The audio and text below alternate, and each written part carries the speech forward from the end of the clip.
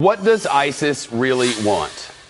What does ISIS really want? Hear this. The Islamic State is no mere collection of psychopaths. It is a religious group with carefully considered beliefs, among them that it is a key agent of the coming apocalypse.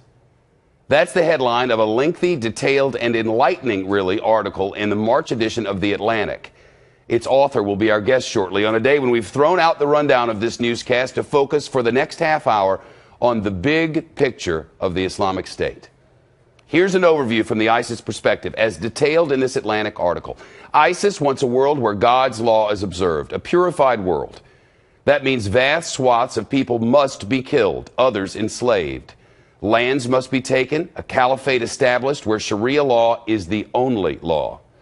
Faithful from around the world must move to the land of the caliph. It must. The armies of the infidels must be drawn to the battlefield where there will be a bloody war, and as it winds down, the end of the world will be initiated. This will happen. This must happen. And the army of the Islamic State hopes to be a part of it, an integral part.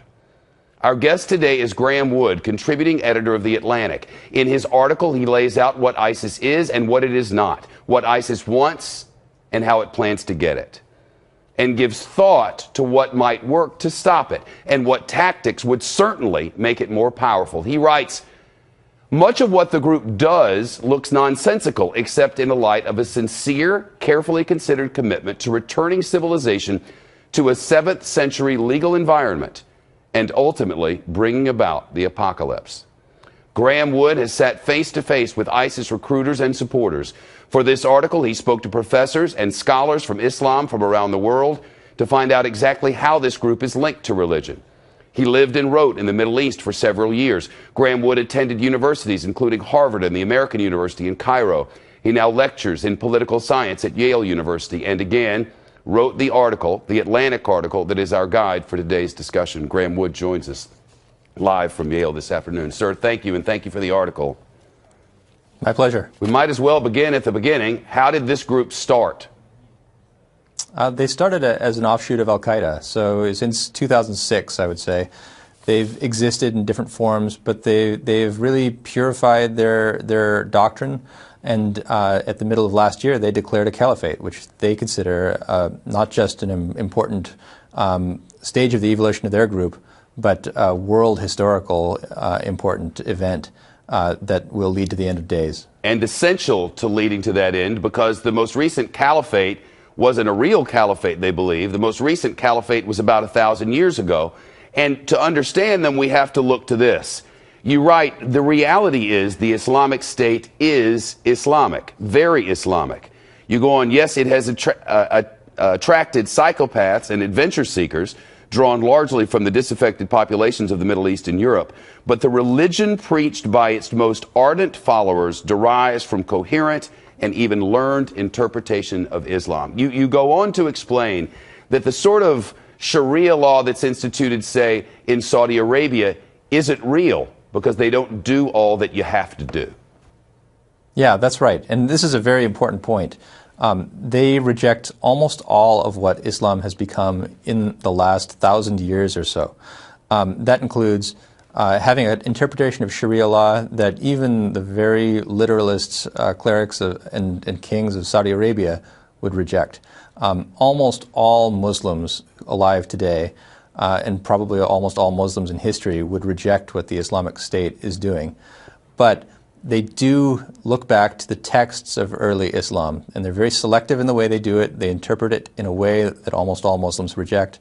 But they're absolutely Muslims in the sense that those are the traditions that they look to when they justify themselves, when they explain themselves to others, when they think about what to do next. They're looking to those traditions. So I would liken them to, say, the Branch Davidians or other very, very unpopular apocalyptic Christian sects. Those are Christian sects, and in the same sense, the Islamic State is an Islamic state. All of the faithful must join. All of the faithful must go to the caliph. What is the draw, and how are they getting them there? Well, the people who support the Islamic State believe that Islam is not just a faith, it's also a political system. And they believe that you can't even really be a Muslim in the fullest sense unless you're living under that system and are giving allegiance to a caliph. So they think that there are huge sections of what Islam consists of that in the absence of a caliph for at least the last 90 years just didn't exist. So now they have the opportunity to do that. And that's how they're enticing people. That's how they're exciting people, getting them to leave comfortable existences in places like Birmingham, England, and migrate to the Islamic State. They've got a promise of this apocalyptic but also utopian future under Islam in a full sense of its practice. You write, and I'm quoting here, pretending that it isn't actually a religious, millenarian group with theology that must be understood to be combated has already led the United States to underestimate it and back foolish schemes to counter it. We'll need to get acquainted with the Islamic State's intellectual genealogy if we're to react in a way that will not strengthen it, but instead help it self-immolate in its own excessive zeal. Some of the things we have done have been wrong. For instance? Well, we've treated it as if it is identical to al-Qaeda. And although they both trace their lineage to Osama bin Laden, there are big differences between the two groups. As we know, al-Qaeda has been trying to fly planes into buildings in New York, etc. They've been trying to attack the West, whereas the Islamic State's focus is on Muslims who live near it. That's what they want to do more than anything else, is purify the lands that are contiguous with the Islamic State, mostly killing Shia, Sufis, Alawis in Syria. So you've got a group that, rather than being one that's reaching across oceans to kill Americans, although they will certainly try to do that, I promise you, they are really focusing on killing Muslims nearby. And that's something that al-Qaeda actually rejected. And even someone as extreme as Osama bin Laden's successor, Ayman al-Zawahiri, has told the Islamic State to chill out, cool it. You're not doing anything that helps the cause. So treating these two as if they're the same thing really misunderstands the motivations that they're offering to their supporters, especially the people in the West. And yet you write that some can be enslaved, some must have their hands cut off, some must be killed in the public square. Yes, that's right. And for them, this is non-negotiable.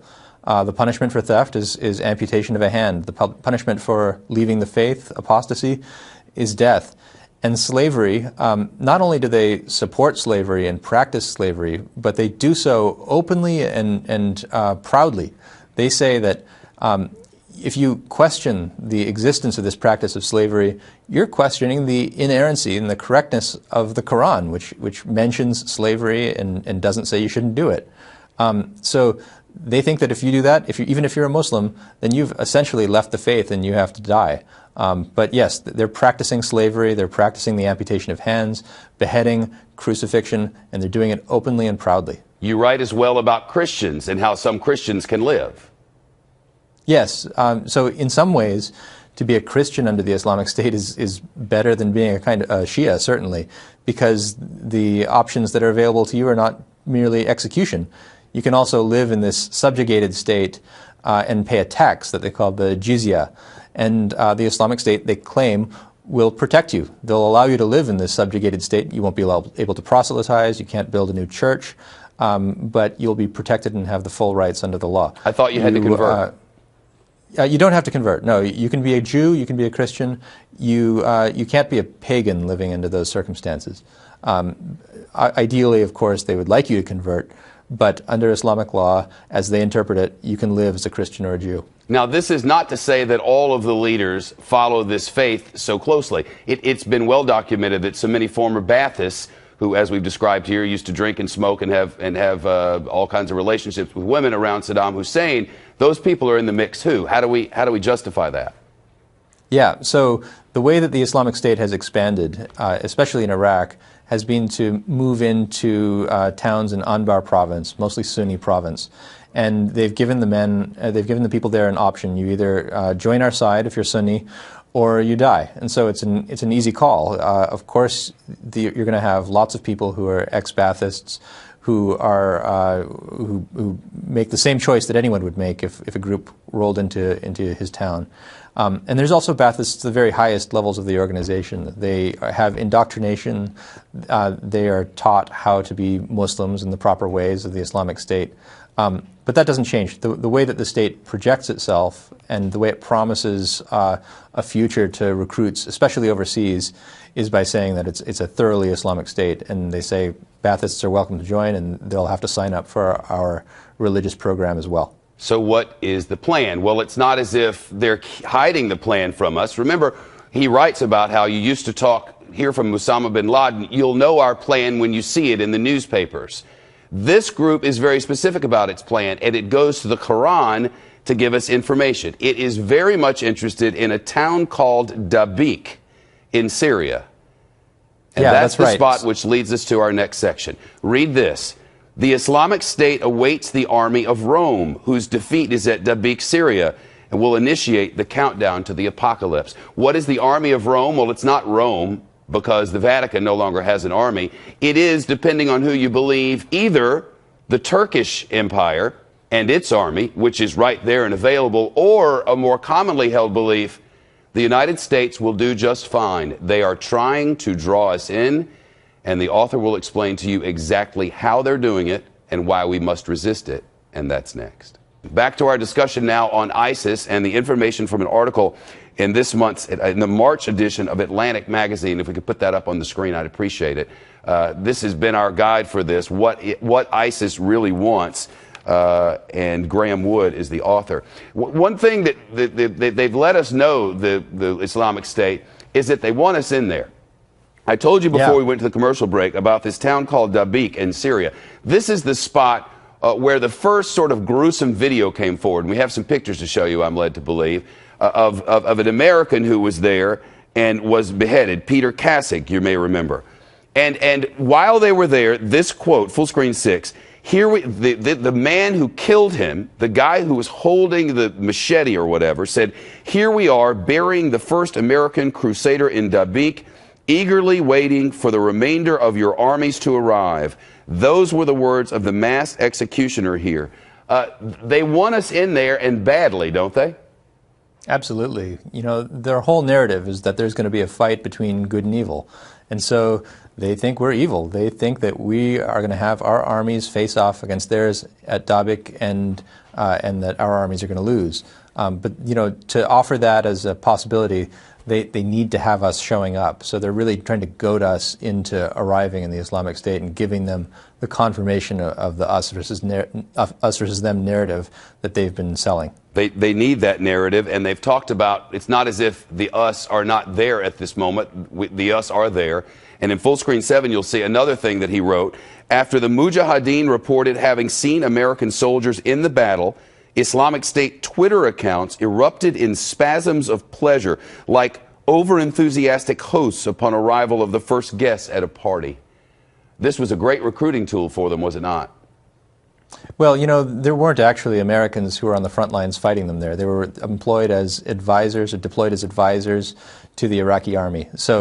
So far, we have deprived them of that propaganda device of showing Americans fighting the Islamic State. And we've used instead proxies of Kurds, that is mostly Muslim Kurds, and also Iraqi army soldiers. So I think we've done a pretty good job so far of just making that a fond wish of theirs, not a reality yet. The hope, I believe, among many had been that when they saw these brutal pictures of the beheading, that many around the world of the Muslim faith would say, we cannot be a part of this. This is a bastardization of our religion. And yet on social media, they are all reminded that the bastardization has occurred by the modern Muslim world, that this is the real deal.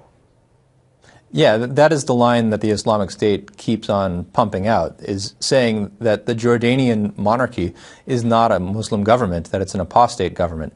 They really want the Muslim population of the world to be polarized. And they don't want people to have moderate reactions to this video. They want them to be either incensed or overjoyed by it. And they want to make sure that they talk about burning the middle ground so that moderate Muslims have to choose a side. And they're confident, I don't think rightly so, that the choice that they'll make is for the Islamic State. In fact, almost all of them have rejected it. Graham Wood again with us, contributing editor at The Atlantic, who spoke with scholars and Islamic State supporters for his article, What ISIS Really Wants. This is textbook. They asked for it, and this, according to the reporting of the police department at least, that's what they were getting. Yeah, exactly. It's important to note where they caught them. It sounds like they were at the airport. They were trying to get over there. Maybe they were planning to come back eventually, but this is very typical. They were ordered to go to the Islamic State, and as you say, if you can't, then run over an infidel with your car, poison them, devastate their crops, hit them in the head with a rock. This is what they were saying.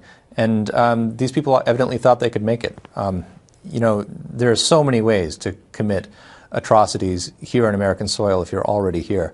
I think it's a good sign that they were trying to get over there, and most likely they were going over there to die, because that's usually what the fighters are intending to do, to achieve martyrdom in the Islamic State, fighting for it over there. That's a good sign. In our remaining time, I want to talk about how this came all together in this way, and then after that, what we need to be doing now. First of all, you write that we just sort of missed it, and by we, I mean the entire rest of the world, that when this vacuum was created in the aftermath of Iraq and the chaos of Syria and beyond, as they were filling this void, we didn't get it. Is that fair? Yeah, I think that's right. I think there was such relief of having left Iraq, even though we had to leave it in shambles, that we weren't paying really close attention as a society to what was going on over there. And if we had, we would have seen all the signs that this group was a millenarian cult that was creating a caliphate, and that was getting more dangerous by the day.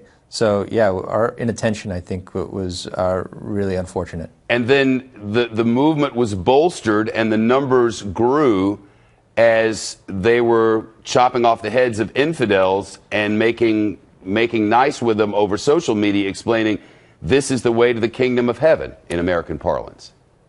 Yeah, that's right. That's how they grew. And I should point out, those infidels, by the way, were Muslims. These were people who the Islamic State, considered non-Muslims.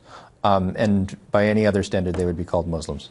It has been said that this is a holy war. That's to display it or to categorize it or to make name of it in such a way is counterproductive, right? Well, they consider it a holy war. Personally, I do not. And I think that we should avoid making the name holy war stick by doing what they want us to do, which is follow their script and have a fight between a Crusader West and the Islamic State. We should certainly resist them, but we can do that in wiser ways. It seems almost inevitable that at some point there is going to be another American or a series of Americans or a Canadian or someone whom they're going to trot out, and the fevered pitch of the American discourse is going to become such that the voices of the extreme will say, we must go in now, we must go fight them, we must defeat them, because that's exactly what they want. And you write that it appears the best of the awful alternatives, the best of the awful military strategies, is the one we're employing now? Yeah, pretty much. I mean, they tried very hard with trotting out those Americans one by one and killing them in the most gruesome, atrocious ways possible to get us to go over there. They've run out of Americans at this point. And I think what we can do is make sure that they don't expand any further, resist them militarily with Muslim allies at their borders, and then allow them to become the pathetic, poor state that they actually are, rather than the one that's favored by God that they claim to be. Once that's visible to the world, and especially to the small portion of Muslims who are attracted to this project inherently, these people, once they see that, I think they will be less interested in joining up and more interested in staying home wherever they are. Graham Wood is the level-headed and calm contributing editor of The Atlantic magazine, the March edition. That's its cover, and that's his article. And I can't thank you enough for it. I learned a lot. As one who's been reading for many months on this matter extensively, I learned a lot from your article, and I appreciate it. Thank you, Shep. I think that the thing that really has come together for our team, we see a certain responsibility to you and everybody else, however big it is, to try to understand this as best as we can. Because if we don't understand it as a society, we are going to screw it up. We're very good at that, screwing things up. And it usually happens when we don't understand it. So through many hours of reading, if I want to pass along one thing, it is do some reading. Try to understand who these people are, because I would bet you, sadly, that there's going to come a day when we as a society are going to see something so atrocious that some of the voices are going to start screaming, "Send in our armies, defeat this mass and defeat it now." The writing of Graham Wood is that the day we do that is the day they win in ways like that we have never seen. Not in our lifetimes, not in this millennium, not in 1,000 years. You have to go back to the Crusades. Does looks nonsensical except in the light of a sincere, carefully considered commitment to returning civilization to a 7th century legal environment and ultimately bringing about the apocalypse. Graham Wood has sat face to face with ISIS recruiters and supporters. For this article, he spoke to professors and scholars from Islam from around the world to find out exactly how this group is linked to religion. He lived and wrote in the Middle East for several years. Graham Wood attended universities, including Harvard and the American University in Cairo. He now lectures in political science at Yale University and again wrote the article, the Atlantic article, that is our guide for today's discussion. Graham Wood joins us live from Yale this afternoon. Sir, thank you, and thank you for the article. My pleasure. We might as well begin at the beginning. How did psychopaths and adventure seekers, drawn largely from the disaffected populations of the Middle East and Europe, but the religion preached by its most ardent followers derives from coherent and even learned interpretation of Islam? You go on to explain that the sort of Sharia law that's instituted, say, in Saudi Arabia isn't real because they don't do all that you have to do. Yeah, that's right. And this is a very important point. They reject almost all of what Islam has become in the last 1,000 years or so. That includes having an interpretation of Sharia law that even the very literalists, clerics and kings of Saudi Arabia would reject. Almost all Muslims alive today taken a caliphate established where Sharia law is the only law. Faithful from around the world must move to the land of the caliph. It must. The armies of the infidels must be drawn to the battlefield where there will be a bloody war, and as it winds down, the end of the world will be initiated. This will happen. This must happen. And the army of the Islamic State hopes to be a part of it, an integral part. Our guest today is Graham Wood, contributing editor of The Atlantic. In his article, he lays out what ISIS is and what it is not, what ISIS wants and how it plans to get it, and gives thought to what might work to stop it and what tactics would certainly make it more powerful. He writes, what does ISIS really want? What does ISIS really want? Hear this. The Islamic State is no mere collection of psychopaths. It is a religious group with carefully considered beliefs, among them that it is a key agent of the coming apocalypse. That's the headline of a lengthy, detailed, and enlightening, really, article in the March edition of The Atlantic. Its author will be our guest shortly on a day when we've thrown out the rundown of this newscast to focus for the next half hour on the big picture of the Islamic State. Here's an overview from the ISIS perspective, as detailed in this Atlantic article. ISIS wants a world where God's law is observed, a purified world. That means vast swaths of people must be killed, others enslaved. Lands must be... Did this group start? They started as an offshoot of Al-Qaeda. So since 2006, I would say, they've existed in different forms, but they've really purified their doctrine. And at the middle of last year, they declared a caliphate, which they consider not just an important stage of the evolution of their group, but a world historical important event that will lead to the end of days. And essential to leading to that end, because the most recent caliphate wasn't a real caliphate, they believe. The most recent caliphate was about 1,000 years ago. And to understand them, we have to look to this. You write, the reality is the Islamic State is Islamic, very Islamic. You go on, yes, it has attracted